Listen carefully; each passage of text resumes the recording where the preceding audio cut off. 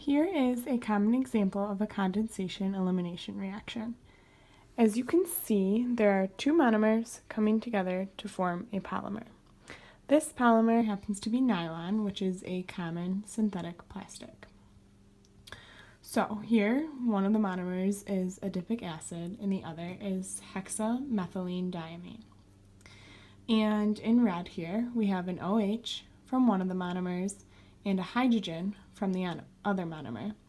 And when you combine these two monomers, the OH and the H combine and they form H2O, which is over here as one of the products. The rest of the monomers combine to form nylon, the polymer.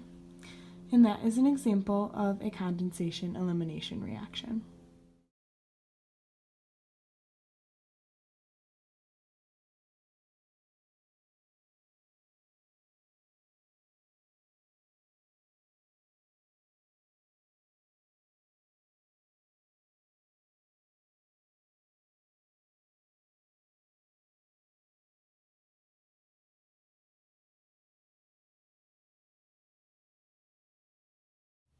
Here's the structure of our first common synthetic polymer, polyethylene terephthalate, or PET. PET is commonly used in food packaging, overhead projector films, aluminum-coated reflective material, and much more. Now, the structure of PET is responsible for many of the properties, specifically this benzene ring right here gives PET some of its stiffness and strength. PET is also the most recycled plastic. Here is the structure of our next common synthetic polymer, nylon. This structure was used earlier to explain condensation-elimination reactions. And in this structure, there is a peptide bond that forms right here. And this peptide bond is actually responsible for many of nylon's unique properties. Additionally, this hydrogen right here that is bonded to an electronegative nitrogen is able to do hydrogen bonding, which is very unique to nylon. And this results in properties such as toughness, stiffness, and resistance to fatigue and temperature. Therefore, nylon is one of the most versatile plastics used today. Here's the structure of our third common synthetic polymer, polyethylene.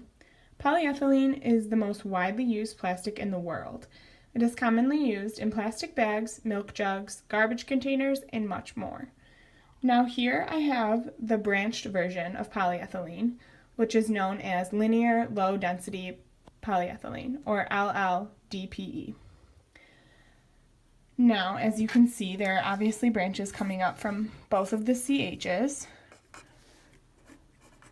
And what makes the branched version so special is that these branches inhibit close packing, and therefore this version has a very low density. Last but not least, here is the structure of polypropylene. Polypropylene is commonly used in binder covers, plastic bottles, and more. Polypropylene has this additional CH3 group, or methyl group, right here. And this CH3 group is responsible for improving mechanical properties of polypropylene. I'm going to quickly go over the mechanism behind polypropylene, and this is known as acid-catalyzed polymerization. And what we have here is a propene molecule, and this is going to interact with an acid. So what happens, this double bond comes over, interacts with our acid, and this leaves a carbocation. And according to Markovnikov's rule,